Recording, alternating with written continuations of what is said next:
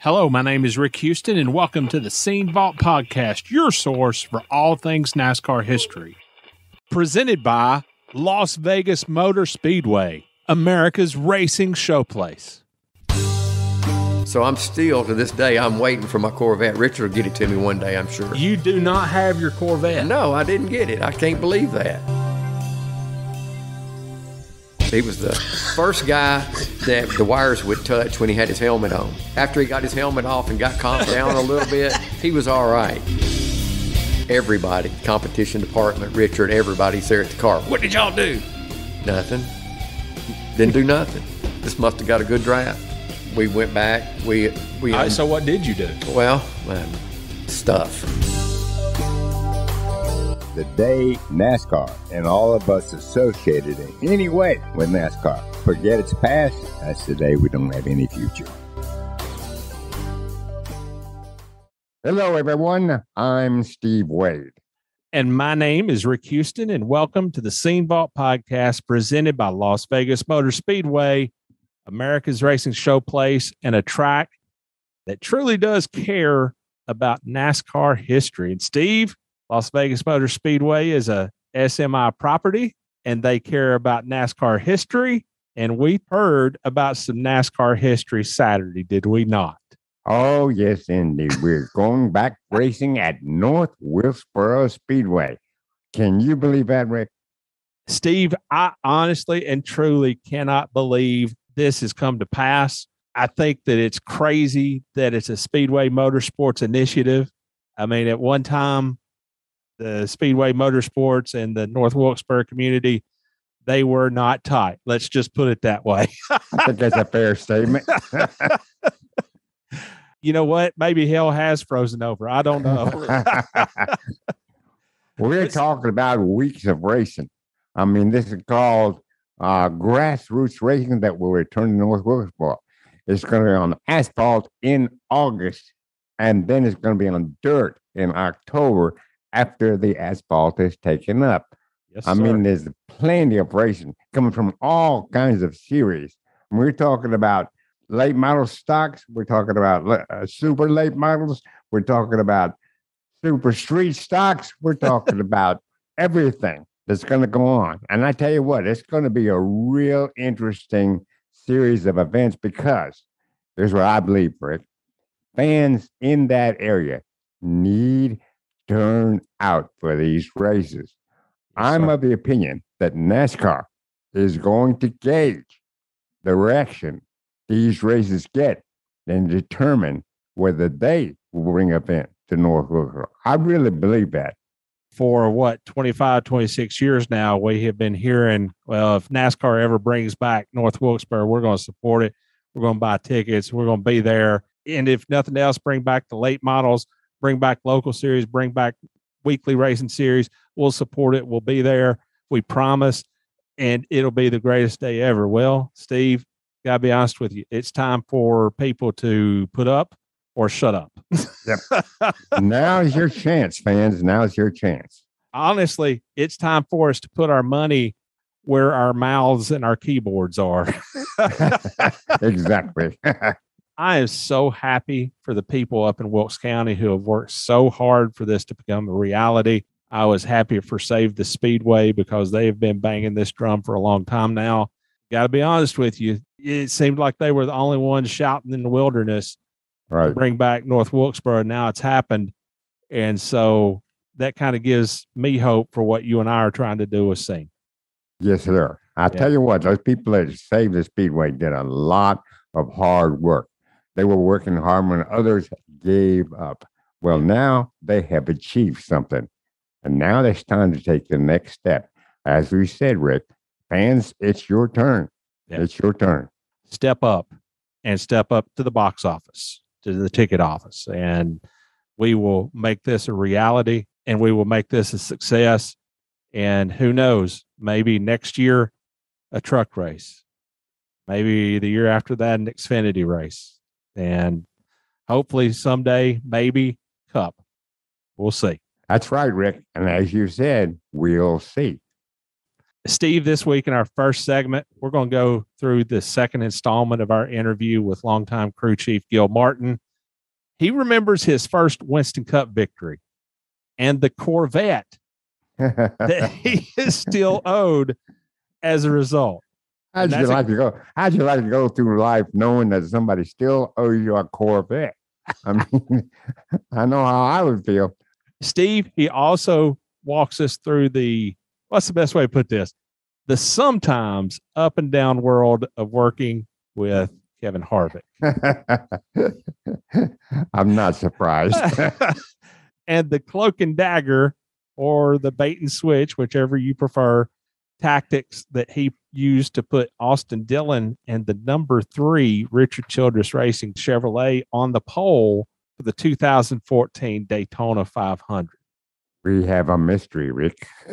Now, Steve, Gil would not tell us everything that he knew, but he left that little carrot hanging on the end of the stick. There was something going on with that car. Let's put it that way. Oh, I agree with 100%, Rick. No doubt about it. When you stop and think about it, though, Rick, how many times have we talked about teams and crew chiefs always doing something that doesn't seem just right? You know what I'm talking about?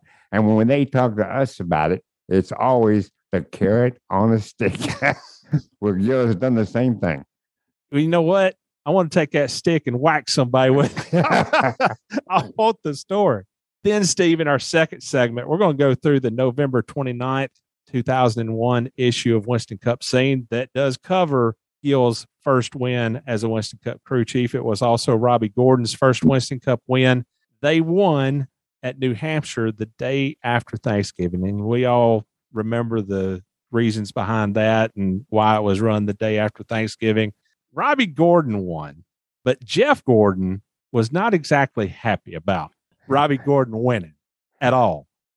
Let's just say they had somewhat of an altercation. Okay. And then there's also a pretty nifty Busch Series season review package. I wonder who put that together. Anyway, with some pretty nifty quotes from a number of competitors. And if Jeff Gordon and Robbie Loomis were spun out about Robby Gordon, let's just see what our Busch Series people have to say. I think I have an idea, Rick, based on what you just said. Steve, this week we have new Patreon support from Jason Rudd, Troy Farrar, and Mary Scott, and also PayPal help from Paul Bobenreith. Paul, I think that's how you pronounce your last name. I'm giving it the old college try. Paul Bobenreith. I hope that's at least close. But I'll simplify it. Thank you, Paul. So Jason and Troy and Mary and Paul, thank you very much. We could not do this podcast without you. We could not do this podcast without all the support that we get across Patreon and PayPal. It truly does mean a lot to me to be able to get that support and team up with our patrons and our supporters like that. So listeners, if you can, please support us on Patreon, support us on PayPal, support us by dropping us a 5-star rating and a written review on iTunes or Spotify or whatever podcast platform you catch us on. And if you can't leave a written review, please leave us the highest rating you possibly can, because that does help people find our podcast. So listeners, if you can, please support us on Patreon. That address is patreon.com/The Scene Vault Podcast. If you would prefer to do a one-time show of support, you can do that via paypal.me/The Scene Vault Podcast or Venmo at The Scene Vault Podcast. And also, just as a reminder, this show is not affiliated in any way with American City Business Journals, owners of the Scene brand.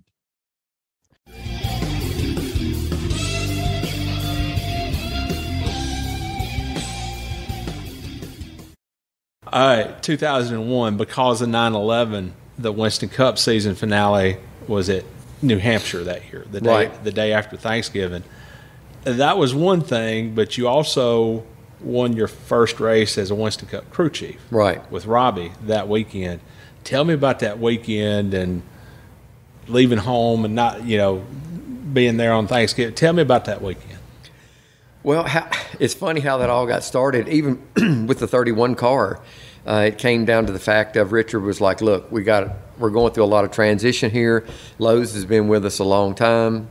We need to do Robby. I want you to go do these few races with Robby, because Skinner had gotten hurt at Chicago. He obviously was driving the 31 car, and Robby stepped in to drive when Mike got hurt.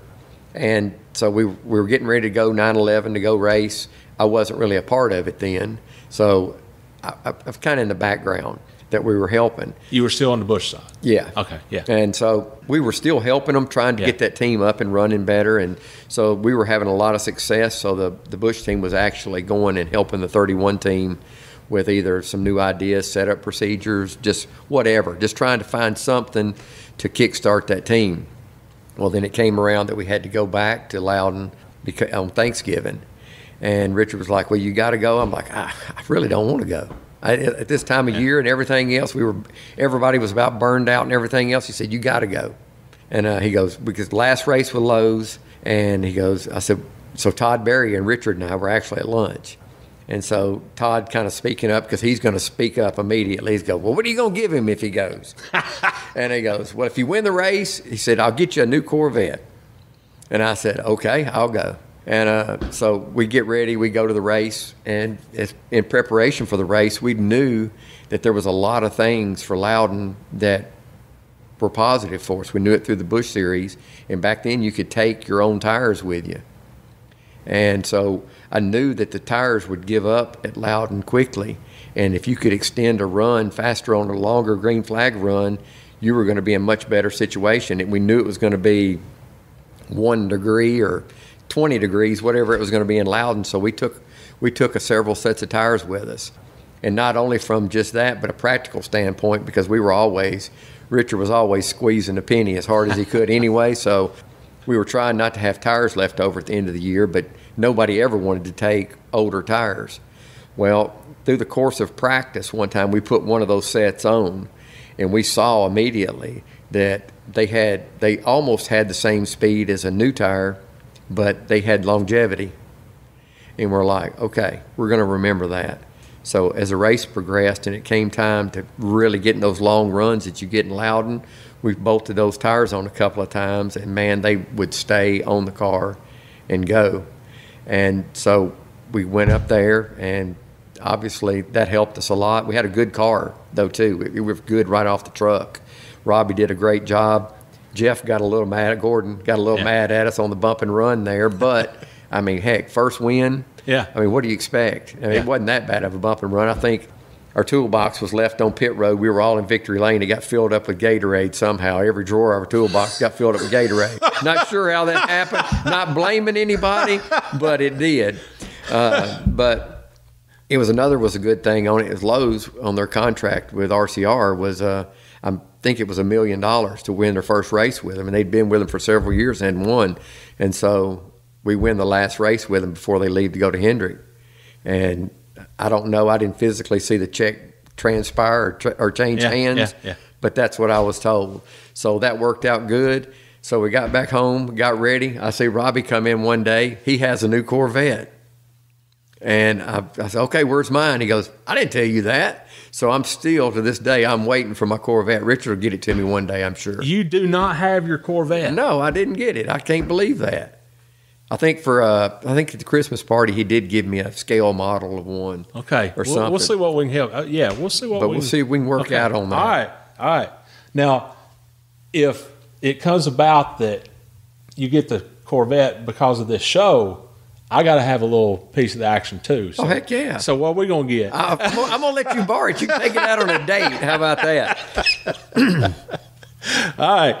2002, you did wind up with Kevin. Right. About halfway through the season or whatever point it was. Tell me about working with Kevin that early in his career. Well, it was I remember going into Richard's office, and he was like, I didn't know, he called me in. You never knew what was going to happen. Yeah. It generally wasn't something that was extremely positive because, I mean, he was very busy, obviously, with all the sponsorship situations and all. So if it was a non-scheduled meeting that you were coming to have, It was something that was out of the ordinary. So you had to prepare yourself for it. So he brought me in there and said, look, this is what we want to do. We want to bring you in, make you the crew chief for the 29. And about immediately my heart stopped, and he goes, this is going to be a big responsibility for this, not only just for Kevin, but for the car, the history, Goodwrench, and everything else. And I was like, took a deep breath, and I said, okay, I'm going to try it. I'm up for this. I think I can do it. And so we went. Now, what was your hesitation? What? Just it wasn't really a hesitation. It was just I wasn't really expecting that. Okay, all right. And so it was when you walk in and you get that, because still I was early on at RCR, and you go meet one-on-one with Richard, it was still an intimidation factor just going in there with him, even though I'd gotten to know him for a year or so and had met him occasionally at the racetrack. You're going in with an icon of the sport to try to learn a lot of things. Yeah. And so with that being said, and him asking you to go in to take over one of the most iconic cars in the history of our sport, it was a big deal. And, he was like, he goes, this is going to be hard. There's going to be a lot of pressure on you. And I said, it's not going to be easy. And I said, okay, well, I'm ready to try it. So there we went. We put some of our guys together that I was comfortable with, that I had worked with in the past, that we left some of the guys that were on the 3 car still on the team, because that's what I asked him. I said, in order for this to be remotely successful right out of the box, I've got to have some familiarity with me. So I was able to take some of our guys that we had, and it worked out well. So tell me about Kevin that early in his career. He got thrown into an incredibly difficult situation. Oh, there's no doubt. And he was also, of course, very type A. Oh, yeah. So who was the Kevin that you knew then? Well, coming from the bush shop, I'll just let you know where Kevin was at in the very beginning at that bush shop. He actually missed a race at Rockingham in the very beginning. And to show you how devastated he was, nobody heard from him for about 3 or 4 days. We couldn't find him. So the joke was, back then we had a break room. We had a milk carton. We put his face on it, put it on the break room table, and we're like, has anybody seen this guy? Yeah. Because we couldn't find him, because he was that just didn't compute to him how he didn't factor into a race that he went to that weekend. Yeah.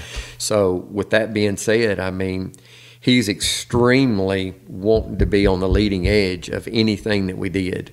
Because coil binding was just starting back then, and we were a major player in, I think, getting that whole deal working. And because we went to several races, and our car would be flat on the ground, and everybody else would be 6 inches off the ground. And he loved that stuff. Yeah. Anything that was on the leading, cutting edge of something different, something out of the box. And that's why Todd was really good with him in the beginning, because he'd get bored really easy with repetition. So he was wanting to have things that were out of the box. And so that combination of Kevin wanting to be to that next level and all of us around him wanting to be there, it was a roller coaster, because we'd get to the track so high, and if it didn't work, you'd get down and you'd have to get yourself built back up at the track. You couldn't wait till Monday morning to get it back going. So there was times when the 2 car would go to the track, the AC Delco car, when I was with the Rockwell Automation car. We'd have a more conventional setup in our car. Kevin would have something out of the box. If it didn't work, we'd gravitate our setup into that car. And I remember one weekend at Bristol, we did that. And we put what we had in our car in his, and he won that Bristol race.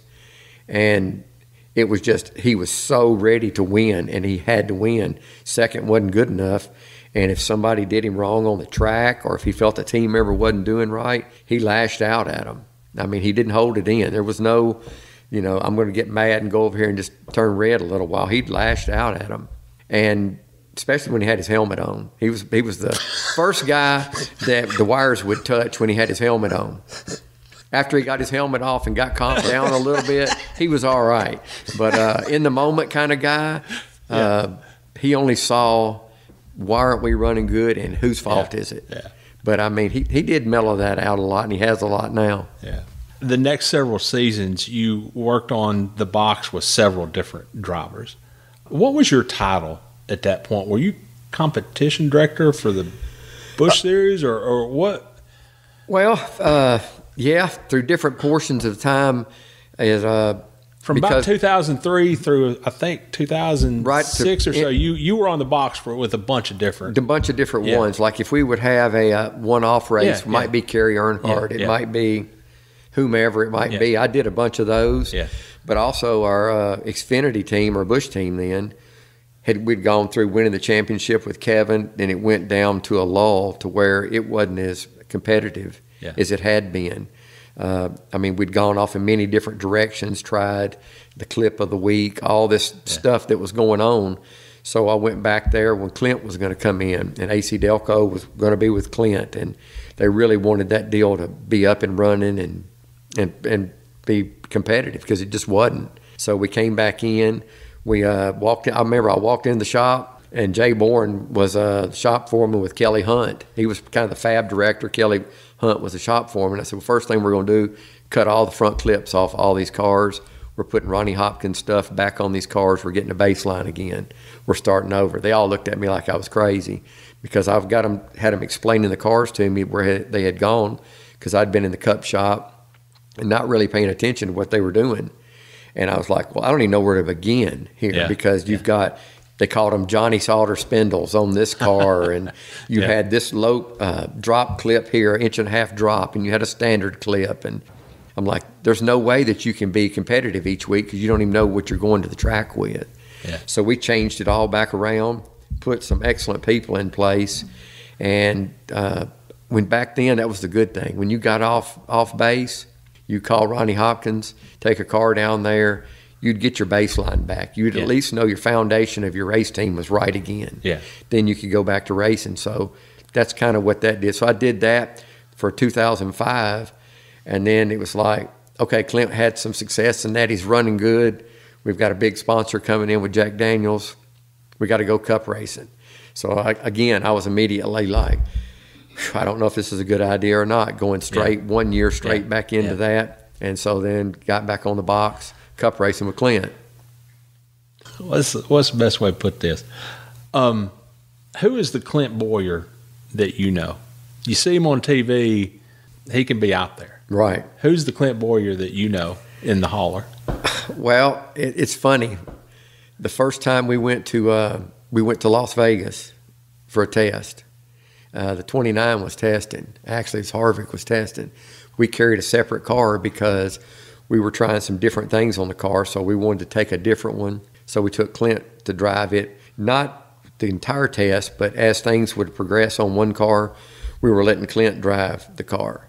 So we would try things. Clint would go out and run it and everything else, and he was bouncing around trying to get excited about it.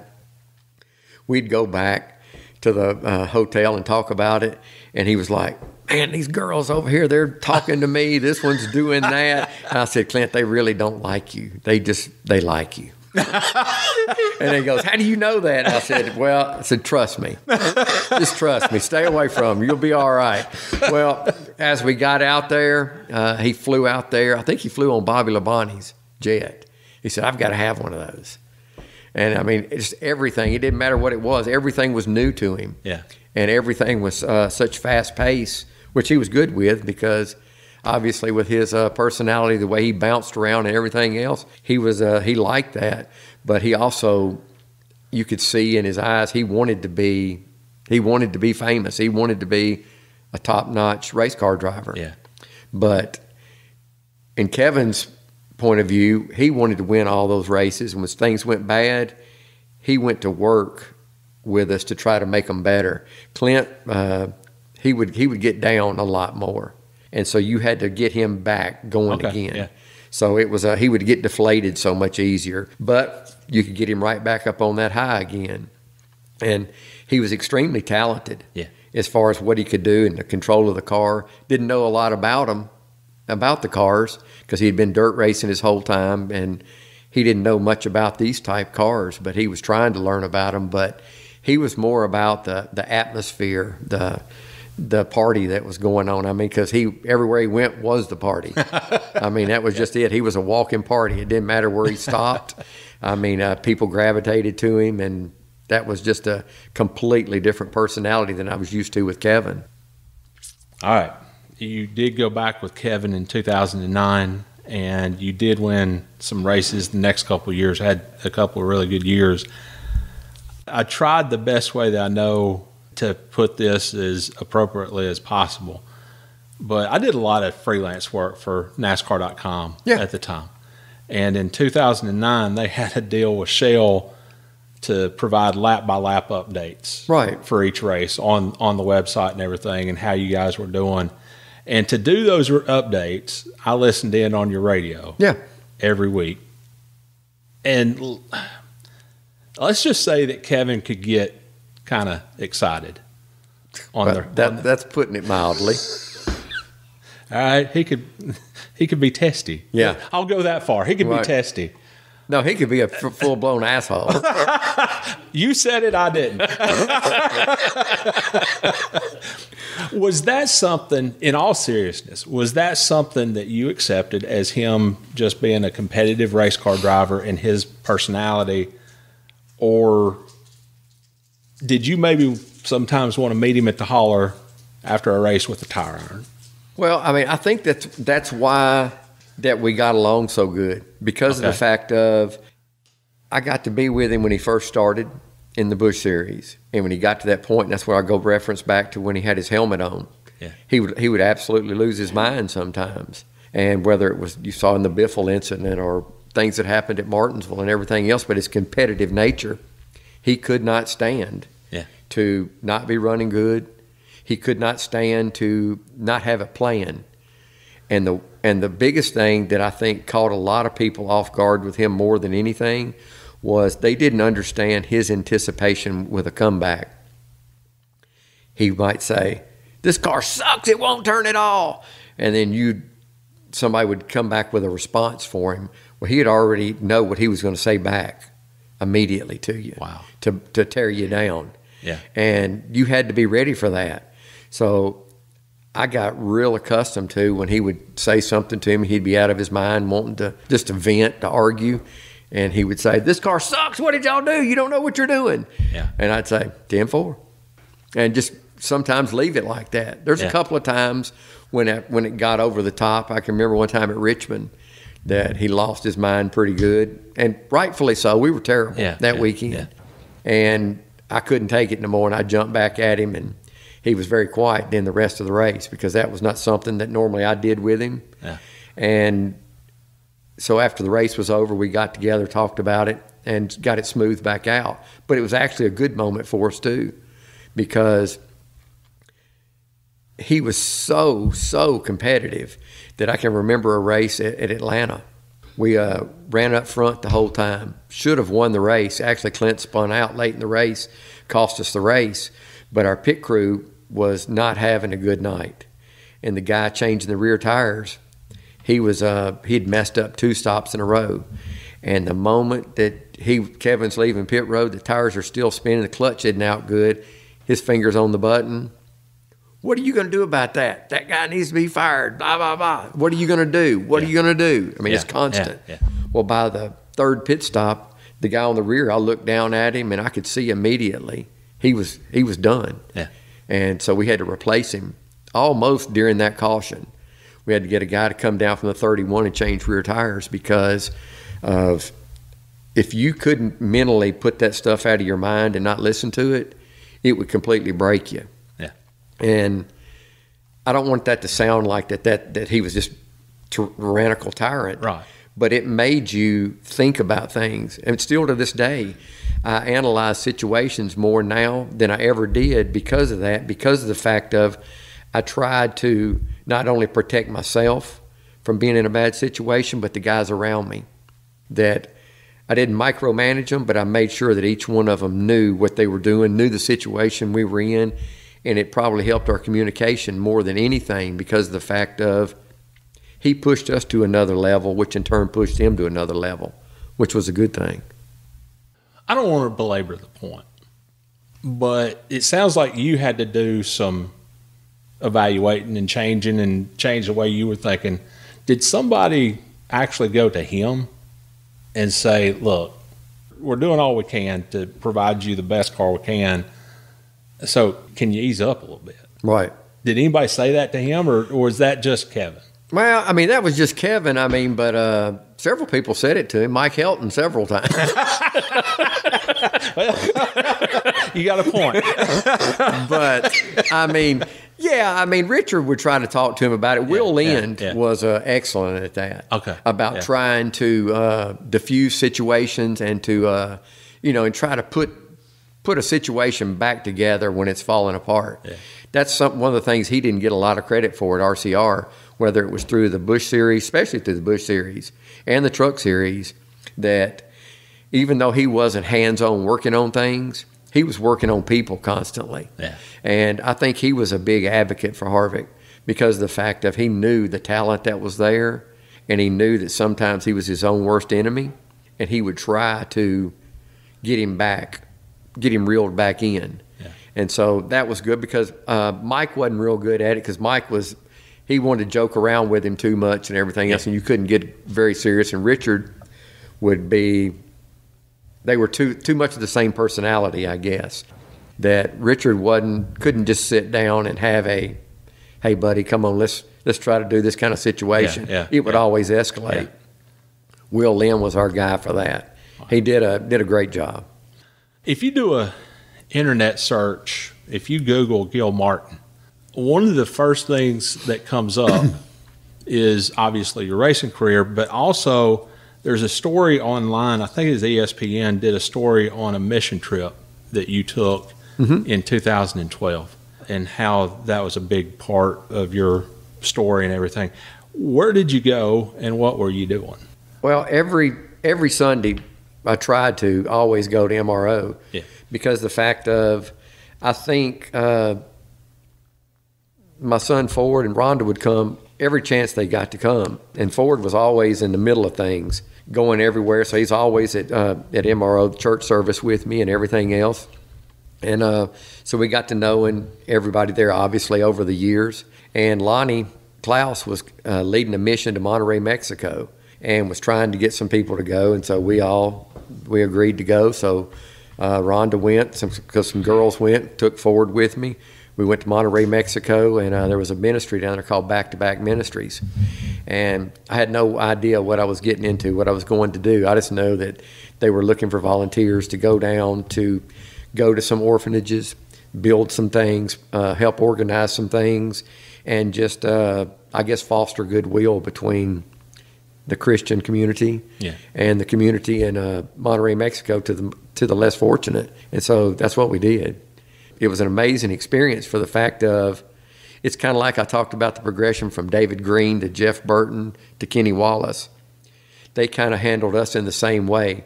We got there, Mexico City was, and all that whole area, Monterrey, was such an impoverished, poverty-stricken place that the place where we stayed actually had compound walls with guards, and it was kind of like a bunk bed areas and stuff where we stayed. They had the men's facility, the women's facility in a common area, and because they had a group of people that stayed there full time, and then when different groups of missionaries would come in, they were there to meet them, to take them around, to do whatever we were supposed to do.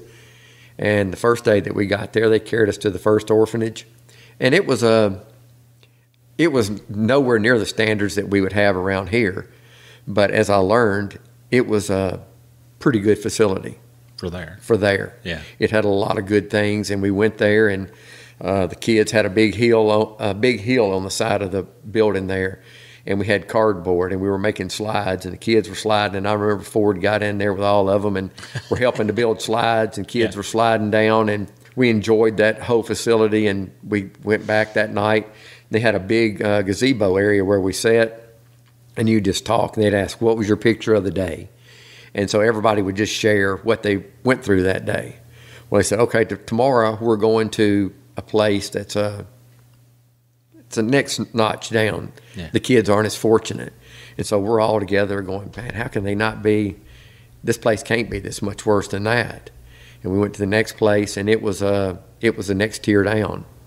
And it was like really sad. Everybody was a lot quieter leaving that day. And we went back, kind of did the same thing again. And they said, okay, now the third day we were there, so we're going to this next place. When we get there, we need to prepare you.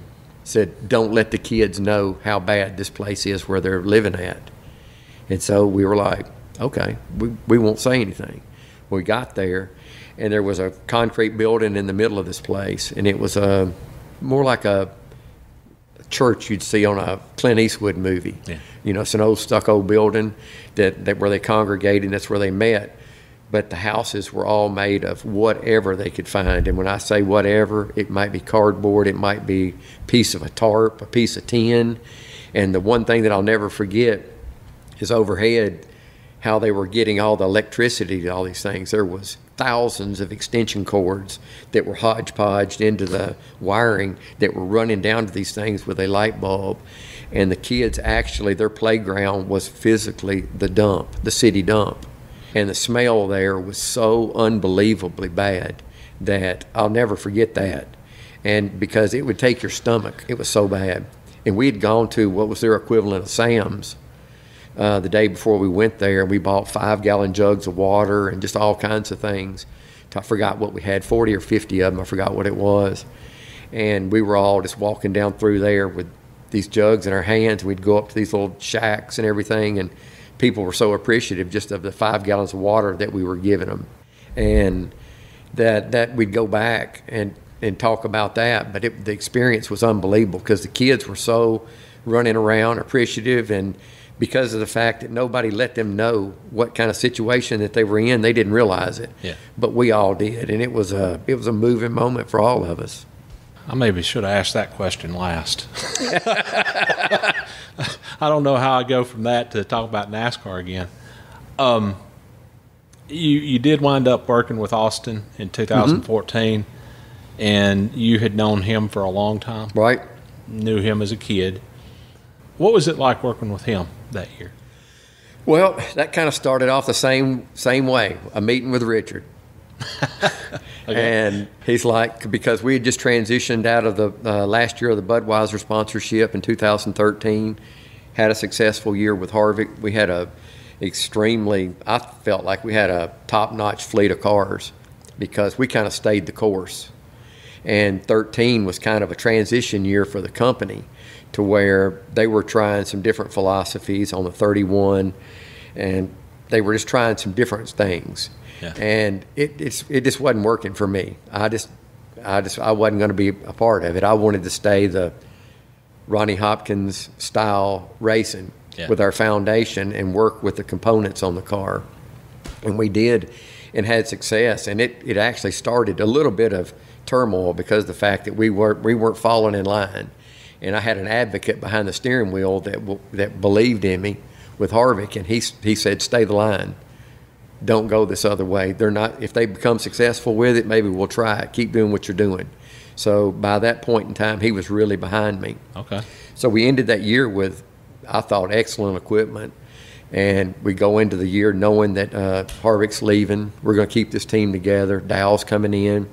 Richard gets me in there and says, look, we're bringing the 3 back. This is extremely important. We're going to Daytona. That car needs to be on the pole. And I'm like, okay, no pressure.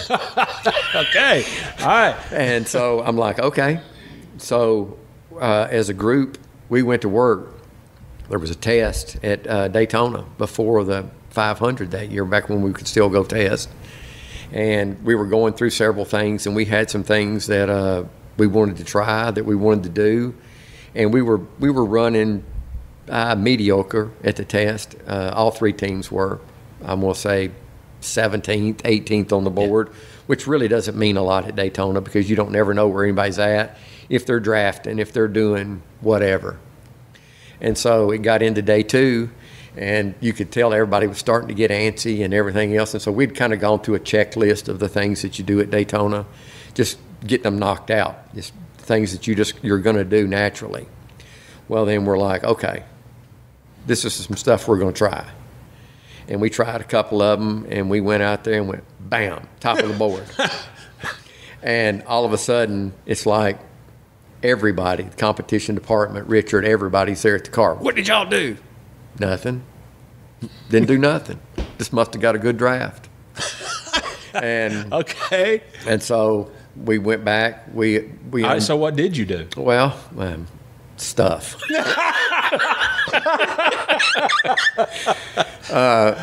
And we kind of left it at that because you had to have a tight group of people in order to pull things off, because everything at Daytona is choreographed, and it doesn't matter what it is. Going through tech, being in the garage, changes you make in the garage, pieces you bring from the truck, because everybody's watching everybody. It's a cat and mouse game.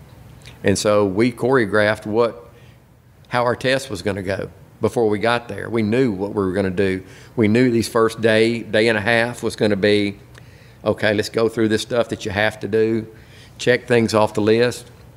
And then so we just kind of did what we had to do, let it lay like that, undid everything we did. We went back to being 16th.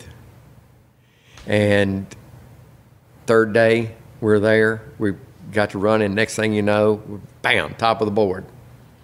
And then we just loaded it on the truck.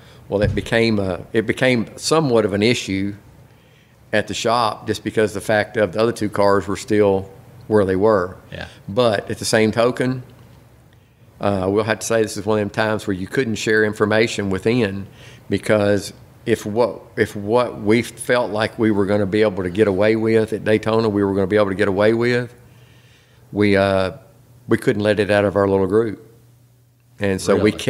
we kept it under our vest, because the only thing I could keep hearing is this is a big deal. This is a big deal for the three car coming back to Daytona. So that was probably my most nerve-wracking qualifying I've ever been in my entire life, because one, was it the most nerve-wracking qualifying or the most nerve-wracking inspection? Both. Man, that's been 8 years ago. It's not going to hurt nothing. Yeah, it's not going to hurt nothing to tell. Well, it's funny to watch some of the things that are going on up into last year. That a couple of things that were going on then that were going on into last year. Even on the broadcast that the cars were doing, that you could see them in the draft with the roof flaps flying and everything else. I mean, there's just lots of little things that we were able to do, but you had to really be careful with it, because it wasn't. There's a fine line between messing with things that are competition, safety, and everything else. So that was the only thing. There were several things that we had to go and do for that. But that's all I could keep hearing. But I also knew that Todd Berrier was at Furniture Row out there, and I knew that mine and his relationship over the years were so tight that we were both kind of going down the same path. And I also know, too, that he holds his cards plenty close to the vest when he needs to.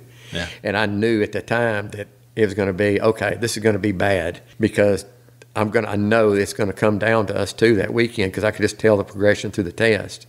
And then after qualifying, we were both on the front row. We got the pole, but I think we only beat him by a 10th, no, by a 100th or something. It was very close, because it was a special moment for he and I. We pulled our cars up in Victory Lane, had a picture made and stuff. So it was that was pretty cool, just for the fact. But I remember we were standing waiting in inspection.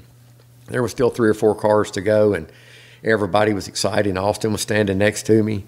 And there was 1 car left to go, and we were certain he wasn't going to beat us. And he said, "What are we going to do?" And I said, "It's the Daytona 500. Act like you've never been here before. Have a good time with it." So everybody celebrated, and it was a good weekend for us. I mean, we actually had a chance through, I guess it was a rain out or something that weekend. We had a race on Monday maybe. Yeah. And we had a shot at even winning the thing. It ran good. But that was the beginning of that, just the pressure of it. Yeah. But it was fun. So did you and Todd look at each other and say, "I won't say nothing if you won't"? Pretty much. All right. Still not going to say, doggone it, I tried.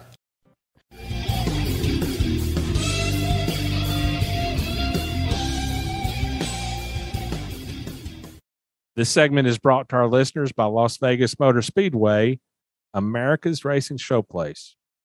Richard Childress and Todd Berrier and Gil Martin are having lunch.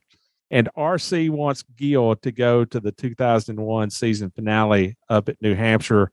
Of course, we know, and obviously we know why that race was held the day after Thanksgiving. It was due to the 9/11 attack. So, yeah, there were a lot of people having their say about when that race was going to be held. But the fact of the matter is, if we could help heal the wounds from 9/11, it didn't matter when that race was held. No, actually, it really was no other choice. Yes, it was something of a sacrifice to give up most of your Thanksgiving celebration, but it had to be done. And let's look at it another way. These guys are racers, okay? They're in this because they love the sport. And you're going to do your best for the sport. And if that means giving up some time at home again, well, that's what you do. The race was scheduled the day after Thanksgiving. And of course, Gil doesn't want to go. He's been working on the Busch side and he doesn't want to be away from his family. So Todd Berrier pipes up and he looks at RC, Richard Childress, and goes, "What are you going to give Gil if he goes?" Todd is acting as Gil's agent in this little scenario. And RC says, if Robby wins the race, Gil, you get a Corvette, a brand new Corvette. That could change my mind in a hurry, I'll tell you that. And Gil was like, okay, all right, sign me up.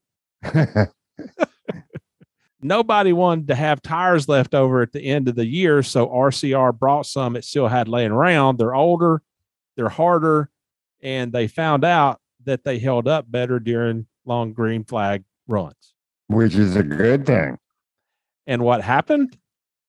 Robby wins the race after he gave Jeff Gordon a little shot. Yeah, Robby gave Jeff a heck of a shot. But anyway, we're going to talk about that in our second segment. Gil and the team go to Victory Lane. It is Gil's first win as a Winston Cup crew chief. It's Robby's first Cup win. It's the first win for Lowe's in their last race with RCR. And Steve, after that, I couldn't remember. Lowe's kind of just faded away as a sponsor in NASCAR after that. I don't really remember them doing much after that, as best as I can. Kind of a sad story, Rich. They just sort of left the sport and faded away, and nobody's heard from them since. Jeff Gordon was a little miffed about that little push they got, and somehow when the RCR crew got back to the pits to pack everything up after being in Victory Lane, every drawer on their war wagon had been filled up with Gatorade. What? And I'm assuming that the Gatorade had been poured in the drawers, not just placed in there in bottles. I'm sure it was poured. It sounds like to me somebody was up to no good with that one. Maybe it was kind of a payback, don't you think? Well, you know, it would be easy to kind of finger the Hendrick Motorsports crew, but it could have been just somebody giving the 31 crew a hard time. Just as a little, yeah, okay, you won, but don't get too uppity about it. I'm putting my money on the Hendrick team. Okay, then. And according to Gil, there was supposedly a clause in RCR's contract that meant that the team would get a bonus of $1 million for that first win with Lowe's. So now we got $1 million bonus for the team and a Corvette for Gil, correct? Well, that's the way it's supposed to be. According to what I was going to ask you. Now, according to Gil, that's what he heard. He didn't have any way to confirm it, but I'm assuming that if it was in the contract and it was written out and signed and agreed upon, I would imagine that RCR got its $1 million check. They get back to the shop, and one day Robby comes rolling up in a brand new Corvette, and Gil's like, "Cool, where's mine?" To this day, Gil Martin has still not received his vet for winning that race. Okay, RC, you have a debt to pay, I would think. Pay up. With the interest and everything, I'm talking, this has to be 2 or 3 Corvettes. So I'm thinking that since we're the one helping bring this to light, I think that Gil should get his Corvette. But since we were the ones that brought this story up and brought it to light and brought RC's mistake or clerical error or whatever it was to light. I think you and I should also get Corvettes. Rick, I like the way you think. Well, there's a first time for everything. I'll take a red one. Little red Corvette. Okay. All right. Okay. Moving right along quick. The following season, 2002, Richard brings Gil into his office and he says that he wants Gil to take over as crew chief for Kevin Harvick. Now, first of all, being called into RC's office was not ordinarily going to be good news. Now, I don't know if you've ever been to RC's office, but I have seen it.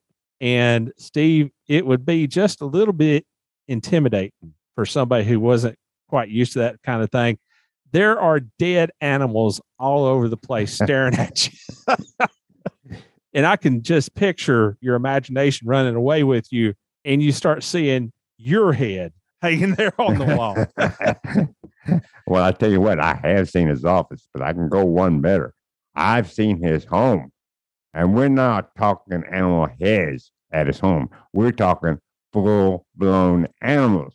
I mean, it's like an African savanna at that place. Wow. RC asked him to take over the GM Goodwrench car that had been so successful over the years. Kevin is still very young in his Winston Cup career, and there are most definitely still some rough edges to be smoothed out. Steve, was that tactful enough? Was that okay? I think that was pretty much okay. There's a whole lot of other ways you could have said it. Yes, sir. You are absolutely correct on that. Gil took a deep breath and he goes, okay, cool. I'm in. And Steve, listen, I have already made my apologies to Kathleen McDonald, who is the biggest Kevin Harvick fan that I know. I sent her a message on Twitter and I told her that she may want to just skip this week's episode. And she sent me a message back and said, Rick, I'm giving you a very stern look. So I'm saying all this with the picture of Kathleen McDonald, one of our biggest supporters ever, giving me a stern look with her arms folded and not being very happy with me. But here Rick, goes. You're a brave man, Rick. There were basically 2 or 3 sides to Kevin back in those days. There was the hardcore racer who wanted to be at the forefront of trying new technology. He was the hardcore racer who raced very hard. There was the Kevin Harvick who didn't make the starting grid for the 2000 spring Busch Series race at Rockingham and didn't show up at the shop for the next few days. And Steve, the crew actually put his face on a milk carton in the break room. The milk carton said, of course, have you seen this driver? Well, if your driver doesn't show up at the shop for a few days, you might get the impression he's a little angry. And then there was the Kevin Harvick who expressed himself when a pit stop wasn't exactly the fastest. Rick, you're just too nice. That's all there is to it. Here is one of the all-time classic lines from this podcast. Gil said that Kevin had a tendency to lash out and was the first to have the wires touch. His helmet was on, those wires touched. But as soon as that helmet came off, he cooled down a little bit. Ty Gibbs, you out there listening, man? You listening? Okay. All right. I promise I won't go there. Okay. Really? Leave it that. Steve, I'm trying my best to tick everybody off today. Then we get back to Gil's second tenure with Kevin Harvick. All right. So here's my story. 2009, I was doing a lot of freelance work for NASCAR.com, and I don't know what in the world I had done to tick Dwayne Cross off, who was the editor at NASCAR.com. But he put me on Kevin Harvick watch that year. And Rick, what did you do wrong? And again, I'm going to add this disclaimer. If you are a Kevin Harvick fan and listening to this, that is absolutely fine with me. Who you like is who you like. That's fine. With that being said, here goes. I'm taking the leap off the cliff. Shell sponsored a lap-by-lap ticker of how Kevin and the team were doing in each and every race of that season. I listened in on the radio on Track Pass, kept up with the race rundown, the whole 9 yards, and did my best to update Kevin Harvick fans on his progress each race. Well, let's just say this. I am not Catholic, but if I was, that was my year in purgatory. Basically, every race, something would happen and Kevin would gripe and do something that rhymes with which about something. Was that tactful enough? Is it Twitch or is it itch or what is it? Oh, never mind. I think I know. Okay. Yeah, you know. And Gil was on the other end of the radio, 10-4. Just keep digging. We'll work on it next stop. And so, yeah, Gil Martin must be a saint to put up with all that. Now, that being said, Kevin and Gil do not become mortal enemies. And Kevin actually backed Gil a few years later when he wanted to stick with a more traditional Ronnie Hopkins style chassis. And Gil is kind of aggravated when the team wants to go in another direction. So Kevin and Gil, yeah, there might have been some friction at times during races, but they were evidently able to put it all behind them. I think each man knew who the other guy really was and had respect. It's at this point when Richard calls Gil into his office for another meeting. And this time he says, my grandson, Austin Dillon, is moving up to Cup, and we're bringing back the number 3, and it needs to be on the pole. All right, sure. No pressure whatsoever. An honest question, Steve. What do you think about the decision to bring the number 3 back? Period. I really don't have a problem with it. I think I understand where Richard was coming from. I think he wrestled with the idea of having the 3 come back at all. But he probably reasoned if he's going to do it, he might as well keep it in the family. And that's why he gave it to his grandson. It's just an extension of the family business there. Well, I think that RC and Dale were like brothers. And True. So when he ran the number 3 with his grandson, Austin, he was keeping it in the family. Yeah, true. I can certainly understand where purists were coming from, that number 3 should never be on the racetrack again. It should be retired. Nobody should ever run it again. Here's my response to that. Drivers other than Richard Petty have been behind the wheel of the number 43 car ever since 1994. And if the number 43 isn't officially retired, then no number should be officially retired ever. I agree with you 100%, Rick. And I would not mind it at all if the 43 was retired. They go to a test at Daytona with Austin, and the first day is not good. Gil says, okay, fine. And he tries some stuff the next day, and boom, straight to the top of the leaderboard. Now, what that stuff was, we don't know. Oh, will we ever? Not quite a decade has passed, so maybe someday Gil will show his cards. After he gets his Corvette. The other RCR teams come running over. What did you do? Gil said, oh, nothing. Gil wouldn't even tell the rest of the RCR people. That's pretty steep. That's not teamwork, wouldn't you think? They take the stuff off the car, out of the car, under the car, on top of the car, whatever, and they're back to mid-pack. They put it back on the third day and zip. Back to the top of the leaderboard they go. And then they go home, Steve. Yeah, don't mess with a good thing. There's a little bit of a ruckus back at the shop because the other 2 RCR cars want what Gil's got. And he's just kind of shrugging his shoulders. Oh, nothing. He's basically doing to his own teammates what he did to me during this interview. Well, Gil has to win a pole, all right?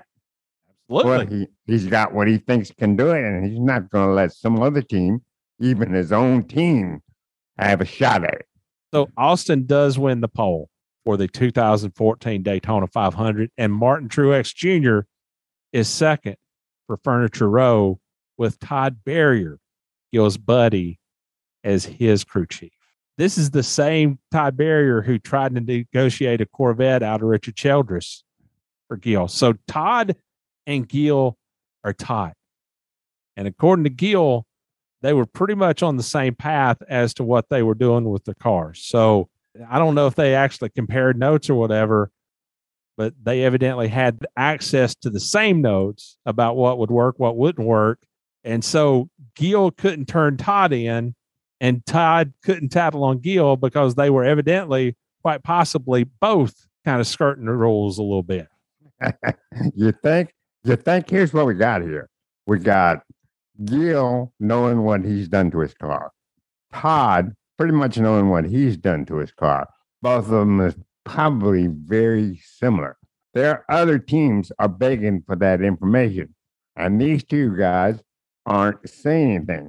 This sounds like a Woody Allen comedy, if you want to know the truth. Well, Steve, I love the image of Todd and Gil kind of standing there in victory lane with their cars while the pictures are being taken, and kind of one of them looking at the other and saying, you know what? I won't tell if you won't. I'd say they're probably looking at each other and winking if you get them adrift.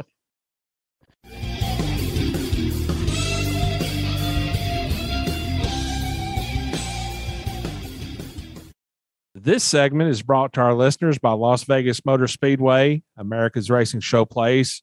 The November 29th, 2001 issue Winston Cup scene, of course, 2001 had been as tumultuous a year as NASCAR had ever experienced. There was Dale Earnhardt's accident in February, of course. There was all the controversy and conspiracy that followed. There was Dale Jr.'s win the next time around at Daytona. Then came 9/11. And Junior's win at Dover in the first race back, and then Blaze Alexander's passing in October. I think anybody who had any kind of connection to NASCAR that year, all they wanted to do was simply go home and rest. But after the New Hampshire race was postponed due to the 9/11 attacks, it was run as the season finale on the day after Thanksgiving. As difficult a year as NASCAR had, 9/11 was difficult for all of us, the entire country. And I can remember how most of us felt after that terrible, terrible day. And getting over it was never an easy thing. And that includes all the people in NASCAR. Jeff Burton had led all 300 laps at New Hampshire the year before, and Jeff Gordon tried his best to do the same thing this time around. Jeff Gordon led this race 5 times for a total of 257 laps. But then on lap 285, Jeff Gordon and Robby Gordon had a meeting of the bumpers. Which is never good. Well, it depends on your viewpoint there, Hoss. I was going to say that. Jeff bobbled up the racetrack a little bit. He got into Mike Wallace, and Mike Wallace wound up spinning. The yellow flag came out for Mike's spin, and during the caution, Jeff came up behind Robby on the backstretch and pretty much just blasted his rear bumper. Gives you an idea about how he was feeling about the whole thing, don't you think? I think that's a real good indication. Oh, yeah, under caution. Man, now that's a no-no.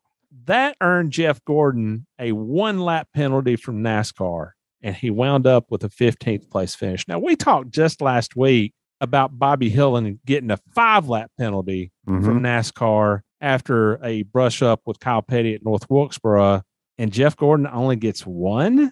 It's all in who you know, baby. You make your point. Don't tug on Superman's cape.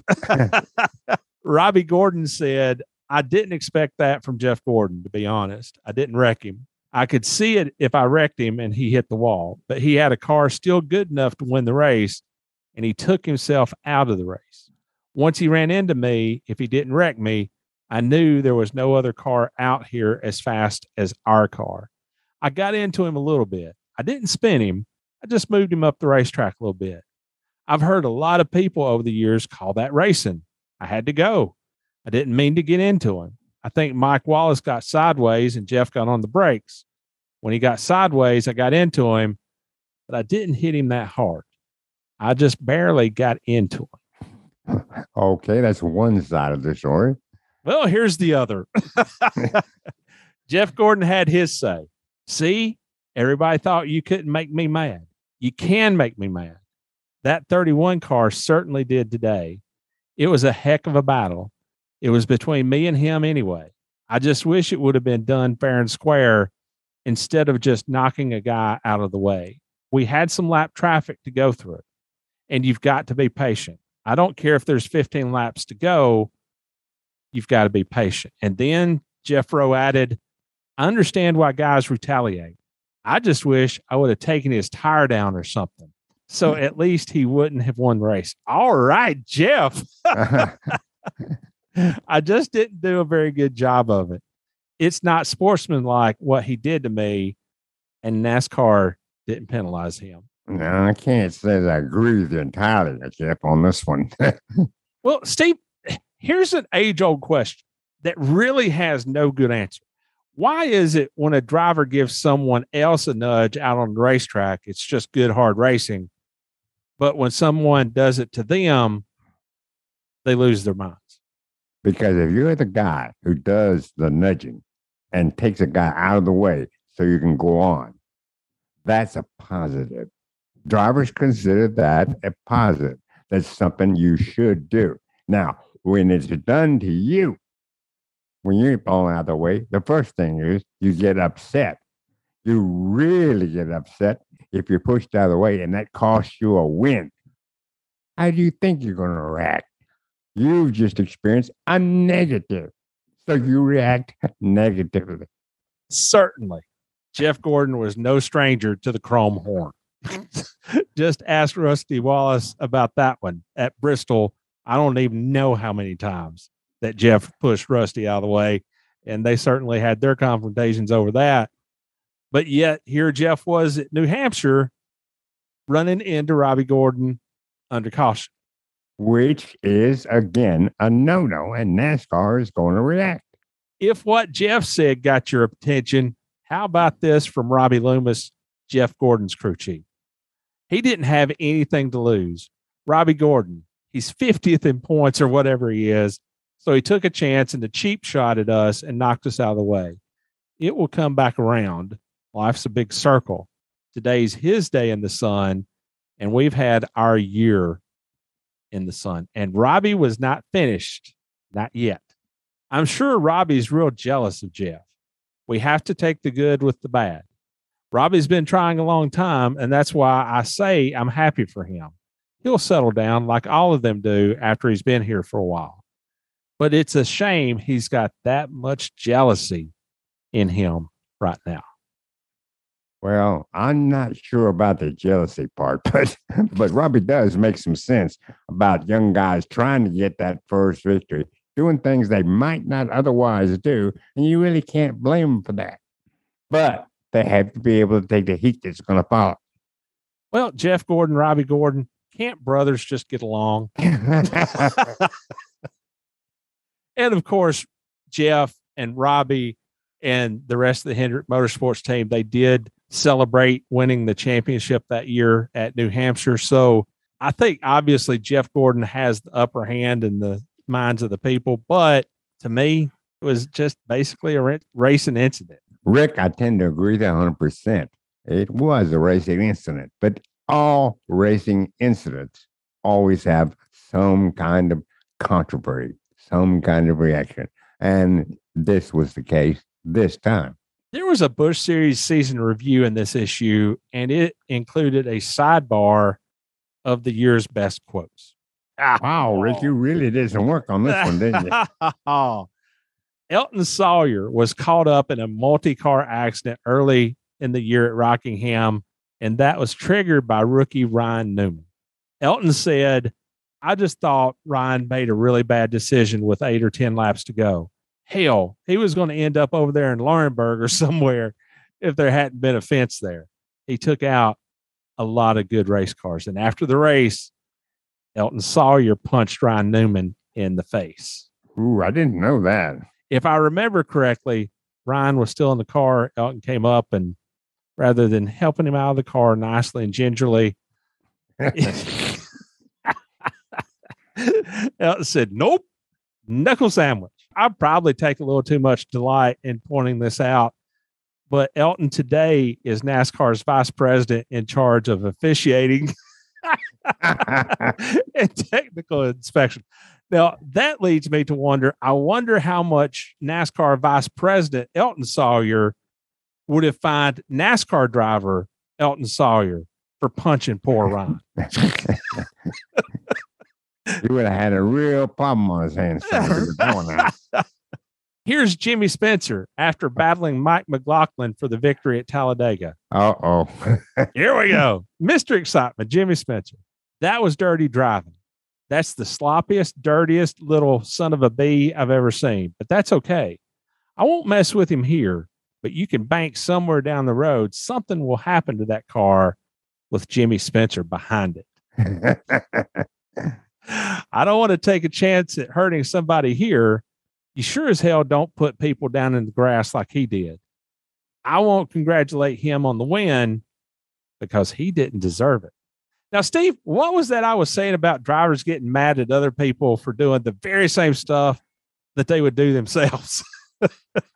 As I told you, it's always positive one way and negative the other. And we're getting a whole lot of negativity right now.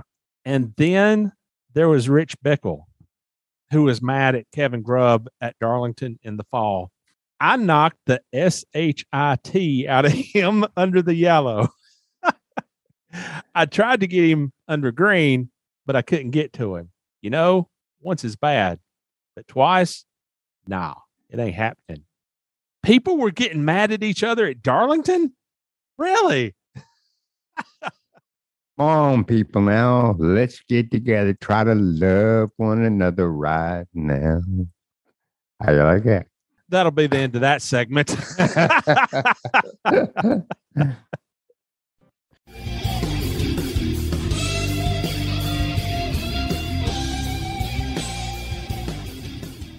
Hi, this is Will Lynn. Hey guys, I'm Brennan Gaughan. Hey, I'm Doug Yates. Hey, I'm Richard Petty. Hey, y'all, this is Ward Burton, and you're listening to the Scene Vault Podcast.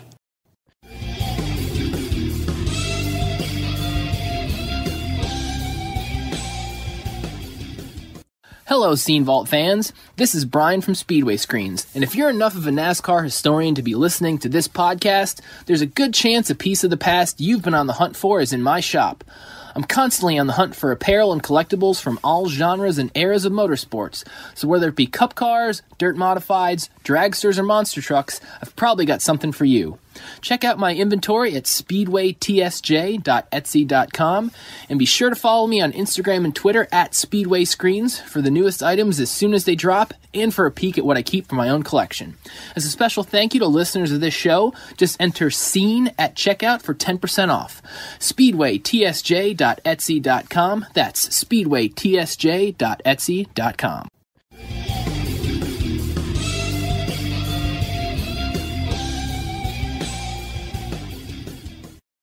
This podcast has been brought to our listeners by Las Vegas Motor Speedway, America's racing showplace. And Steve, I have to ask, you got anything major going on this week? Not that I know of, Rick. How about you? Me neither. Hear that giggle? I know something's up. I know Todd's sitting over there thinking, how in the world did they make a show out of all this nonsense? Actually, I thought that was pretty good. Different.